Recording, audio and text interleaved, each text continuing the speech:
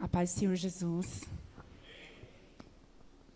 Primeiramente, eu quero agradecer ao Senhor e também ao Gé pela oportunidade e confiança também, né?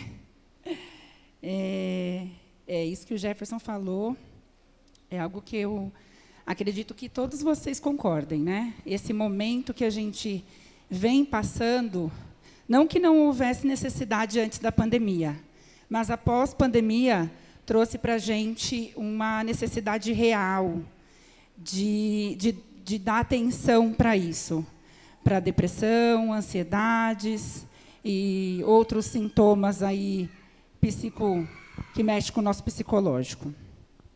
E hoje, partindo disso que o Jeff trouxe sobre a depressão, eu vim falar um pouquinho sobre isso para vocês. E o que é a depressão? Né? Pode ser que aqui alguém ainda tenha dúvida, ou não tenha passado, ou já tenha passado, mas não sabe ao certo o que significa. A depressão, para a psicologia, é basicamente alteração de humor. Mas que humor você está falando? Alegria, tristeza? Não.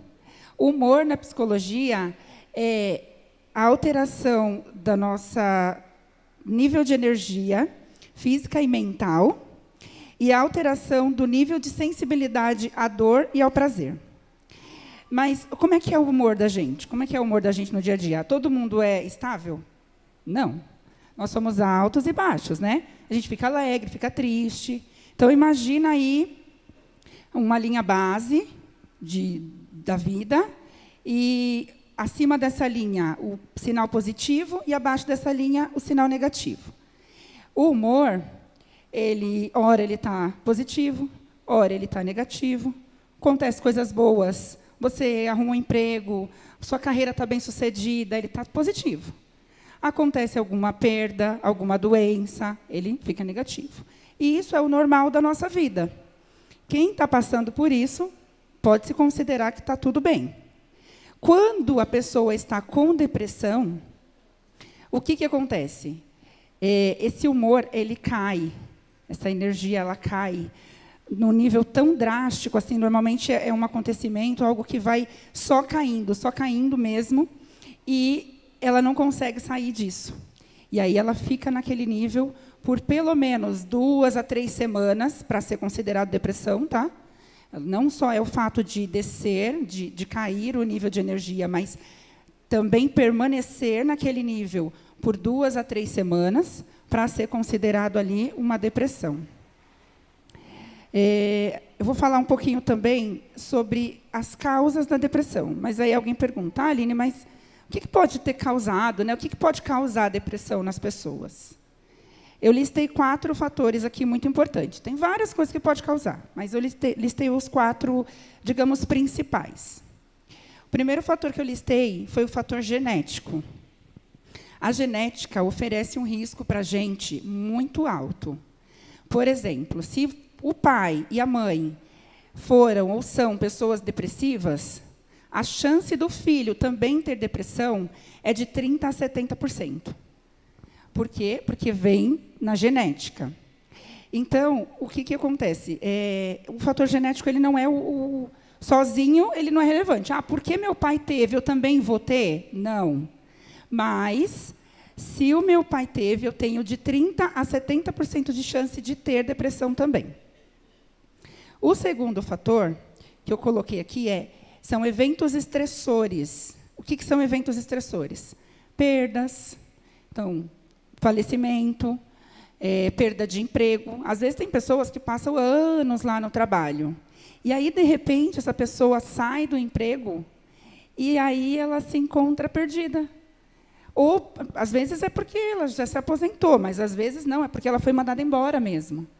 E aí ela não entende, ela não aceita, e aí aquilo pode trazer um quadro depressivo para a vida dela. Negligência, principalmente na infância, gente. Pais que negligenciam o cuidado dos filhos, que negligenciam educação, comida, cuidados básicos mesmo, sabe? Carinho, proteção, pode levar essa criança a ser um adulto com depressão, um adolescente com depressão. Abusos. Abuso físico, abuso psicológico, abuso sexual, também pode levar. O abuso, ele entra em várias outras digamos assim, ou micro questões, porque a pessoa se sente sem valor, e isso vai gerando várias outras coisas internas, que às vezes a pessoa está vivendo no dia a dia e a gente não consegue ver aos olhos, aos olhos nus, assim. Mas internamente ela está lá, ó. Ela sofreu o abuso, e aí aquilo mexe de uma forma tão significativa que aí ela tem dificuldade numa entrevista de emprego, ela tem dificuldade de se relacionar, ou seja, traz muitas questões e, inclusive, pode levar à depressão. Estresse diário. Estresse diário pode levar à depressão, a pessoa fica irritada. Irritabilidade, inclusive, é um sintoma da depressão, apesar de não parecer. Às vezes, a pessoa está muito irritada com as coisas, ela pode estar depressiva, sim. E esses eventos, sozinhos, eles não causam depressão. Então, mas, se você somar, por exemplo, o fator genético com um evento estressor, pode ter depressão. Só o evento estressor sozinho, sem todos os outros, não. Mas somados, sim. O terceiro fator são atividades e substâncias tóxicas. Como assim?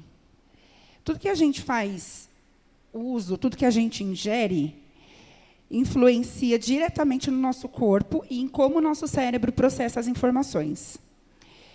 Então, tem alguns hábitos e algumas substâncias que a gente ingere no dia a dia que são fatores de risco para a depressão.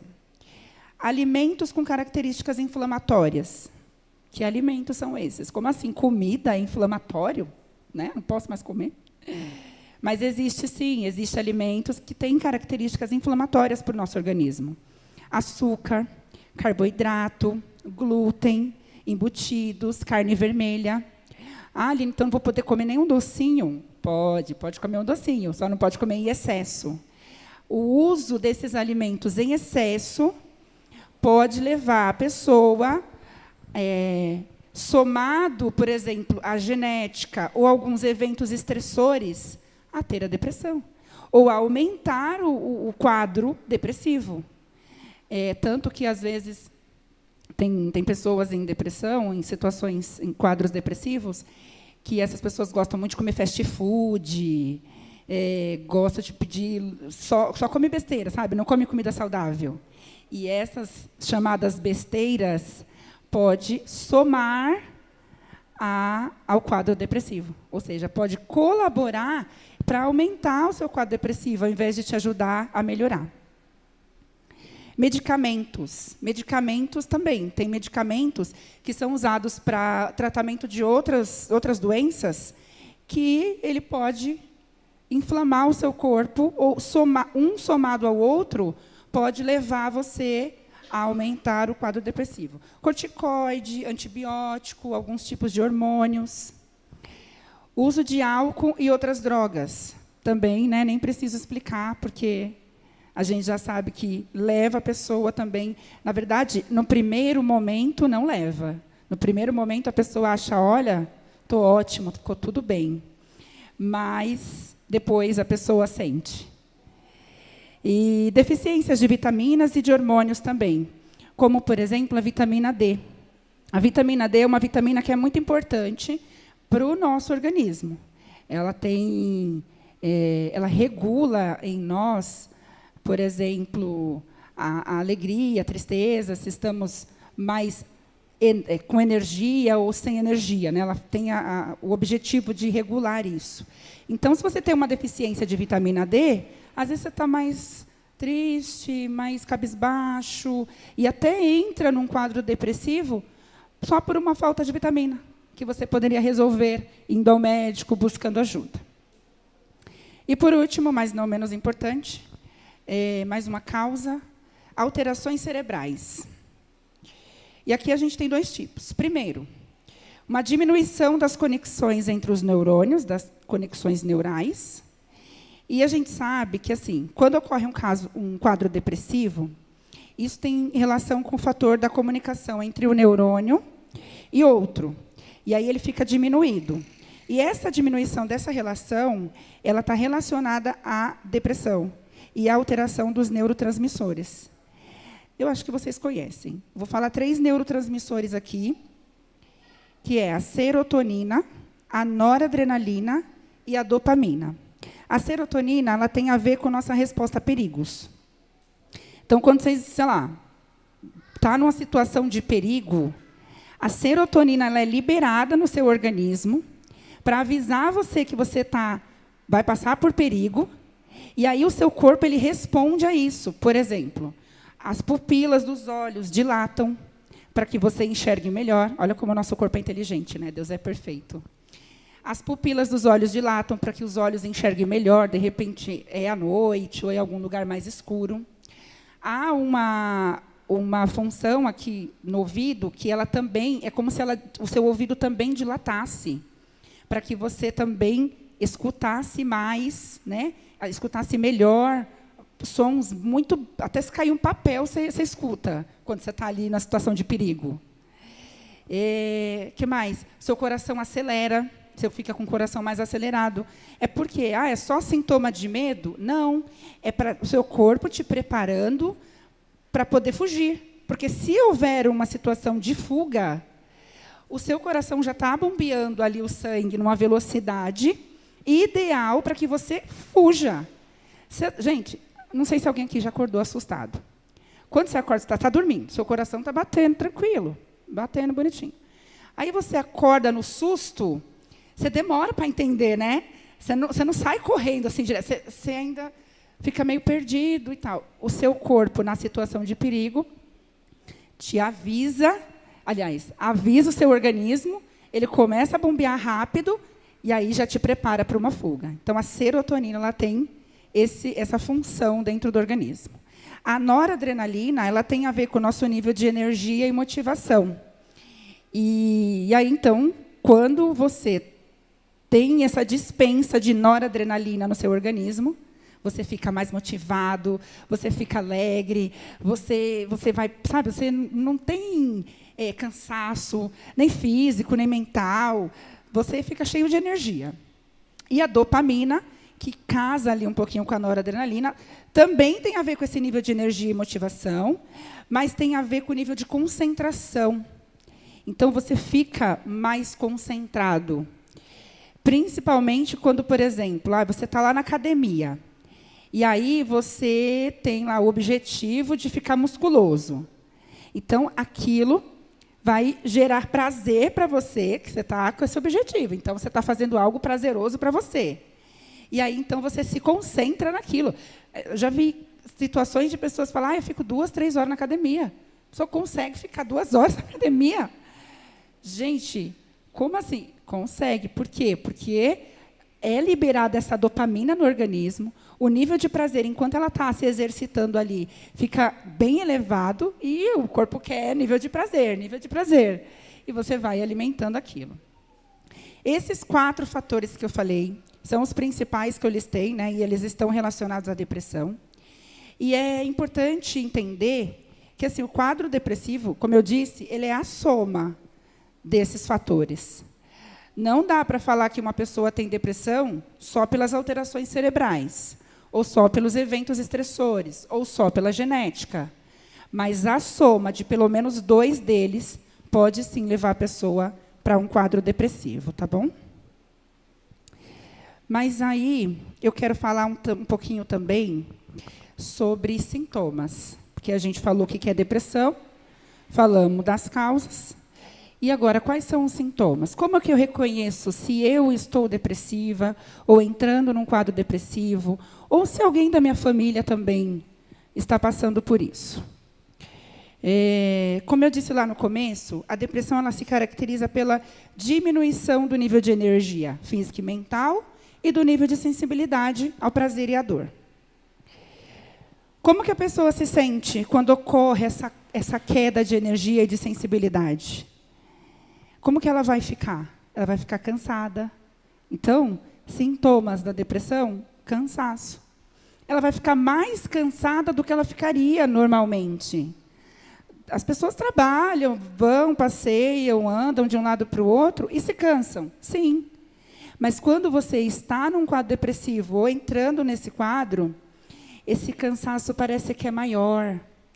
Há relatos de pessoas que falam que é como se tivesse chumbos nos músculos da perna, dos ombros, que é um cansaço expressivo, sabe? Aquela coisa difícil mesmo. Você não tem força nem para levantar, nem para fazer, às vezes, coisas do dia a dia. Por exemplo, tomar um banho, a pessoa não consegue. E aí, às vezes, quem está em casa fala, vamos, levanta para tomar banho. Pelo amor de Deus. Eu sei que, às vezes, a gente acaba fazendo isso até por amor, né? Você fala, não posso deixar essa pessoa assim, não posso concordar com isso. Mas entender que a pessoa não está fazendo, porque ela realmente não consegue, está pesado para ela, está cansado, sabe? O que mais aqui? Observa-se também o nível de diminuição de energia mental. Além da energia física, que ela não consegue fazer as coisas, há uma diminuição no nível de energia mental. E isso tem a ver com o quê? Uma mente parada, a pessoa tem pensamentos mais lentificados, você vai conversar, ela demora para responder. Você vê que você vai fazer uma pergunta assim, sei lá, onde é que está tal coisa? Coisa de casa, dia a dia. E aí ela pensa, ela sabe onde é que está. Só que até o pensamento se formar, até o cérebro falar para a parte cerebral que é da fala, para sair, demora. Não é 5 minutos, gente. É assim, você responde automático, 1 segundo, 2 segundos. A pessoa demora 5, 10 segundos para responder. E aí isso já faz diferença. Além disso, também, a pessoa ela se sente... Ela tem pensamentos de autocrítica, ela diminui a concentração, ela sente mais medo do que o comum. Então, tudo isso entra aqui nessa diminuição de energia mental. Há também a diminuição da sensibilidade ao prazer, que eu falei lá atrás. E esse é um sintoma que eu acredito que é fundamental aqui para a gente caracterizar. A pessoa ela diminui o gosto pelas coisas, o mundo fica apagado, fica cinza. Coisas que ela fazia antes, não dá mais prazer para ela. Ela gostava de vir para a igreja, ela se reunia aqui com o pessoal, ela estava participando do grupo de jovens, e isso começa a perder o prazer de fazer essas coisas. Ela começa, primeiro, a vir por vir, depois a nem vir mais. Por quê? Porque ela já está num quadro, muito possivelmente, profundo de depressão. Há ainda a sensibilidade à dor, que ela pode estar aumentada ou diminuída. Ela aumentada, a pessoa ela sente o mundo de forma muito intensa. Ela parece que tudo o que está acontecendo no mundo é contra ela. Ela sente, por exemplo, se ela vai lá no mercado, e aí a moça do mercado não olhou para ela, não deu bom dia, não falou alguma coisa, ou até a tratou, na visão dela, com indiferença ou mal, é pessoal. Ela não gosta de mim. Eu, isso, eu, aquilo. Então, ela fica sensível ao mundo. Ela fica muito sensível ao mundo. Então, uma palavra que você fala já chateia muito. E ela já, como a gente costuma dizer, leva para o coração. Também tem alterações no sono, aqui, nessa sensibilidade à dor. Ou a pessoa tem insônia, ou ela tem hipersonia, né, que é dormir demais. Também tem alterações de apetite. Ou ela come muito, ou ela come pouco. Normalmente, no quadro depressivo, a pessoa ela tem insônia noturna e hipersonia, que é dormir muito no período da manhã. Então, no período da manhã, ela tem aquele sono tão bom, mas à noite, o olho seco, fica lá acordada. Passa 1, passa 2, passa 3 da manhã, e ela está lá acordada. Além da alteração do apetite, que normalmente é para menos. Né? As pessoas falam, tem um bolo aqui na garganta, não desce, meu estômago está fechado. Não vai. E se essa sensibilidade à dor estiver diminuída, também tem a possibilidade da pessoa ter anestesia afetiva, que é o quê? Ela fica apática. Ela não tem... Alguém está sofrendo do lado dela, aí ela fica apática com aquela situação. Sabe, assim, ela não tem sentimento. Se alguém sofre do nosso lado, a gente chora junto, a gente sente a dor do outro. E a pessoa, às vezes, depressiva, você vai lá conversar com ela, falar, estou passando por tal situação, assim, assim, assado, está difícil. E ela está assim. Ela fica apática à situação, tanto do outro quanto dela mesma, tá? Muitas vezes. Esses sintomas são os principais sintomas. É claro que a gente tem muitos outros. A pessoa se isola, tem pouca interação social, fica irritada com facilidade, se vitimiza muito. Alguns casos também de depressão tem ansiedade junto e frustração. Agora, a gente já falou o que é, as causas e alguns sintomas. Agora, a gente precisa falar um pouquinho, né, para finalizar, a gente precisa falar um pouquinho sobre o que eu faço, como é que eu trato. E lembrando que, assim, primeiramente, é muito importante ter um diagnóstico feito por um médico, de preferência o médico psiquiatra. Para ter esse diagnóstico, a gente precisa pedir ajuda. A gente precisa se observar. Então, cada um se conhece. Eu me conheço. Eu sei como eu sou, o meu nível de energia, eu conheço. Se eu vejo que ele está diminuindo, alguns acontecimentos, algumas coisas que acontecem na minha vida têm feito com que esse nível de energia diminua consideravelmente, e aí outro também eu diminuí, e eu fui ficando cada vez mais triste, ou quieta, ou mesmo que não venha a tristeza, mas venha talvez a apatia. E aí eu vou me isolando, enfim, eu preciso buscar ajuda médica. E quando você busca ajuda médica, por que ela é tão eficaz? Porque o médico ele traça um plano de tratamento para você. Quando você vai lá no médico com dor de garganta, ele traça um plano de tratamento. Existe um plano de tratamento para a garganta inflamada. Você vai tomar o antibiótico por 7 dias, de 8 em 8 horas. É um plano de tratamento. Da mesma forma, quando você vai lá no consultório do psiquiatra falando que está com depressão ou queixando-se de depressão, ele vai ter um plano de tratamento para você. Você vai no consultório do psicólogo, ele tem um plano de tratamento para quadros depressivos. E por isso que a gente precisa pedir ajuda. É muito importante pedir ajuda. Não tem uma medicação que a pessoa toma para a depressão e fica curada na hora, igual dor de cabeça. Eu estou com dor de cabeça, fui lá, tomei o meu remédio que eu costumo sempre tomar, e aí a dor de cabeça, tomou Doril, a dor sumiu. Né? Não tem. Isso não existe no caso da depressão. Mas a gente consegue, através de alguns tratamentos, digamos assim, que às vezes é medicamentoso, às vezes não, e às vezes é terapêutico e medicamentoso. E eu vou falar um pouquinho aqui sobre o plano de tratamento da terapia, tá? Porque da medicina eu ainda não posso falar. E é importante, gente, buscar um tratamento completo. O que é o tratamento completo? Psicoterapia com o psicólogo, farmacoterapia com o psiquiatra, ou seja, medicamento, e mudança de hábitos.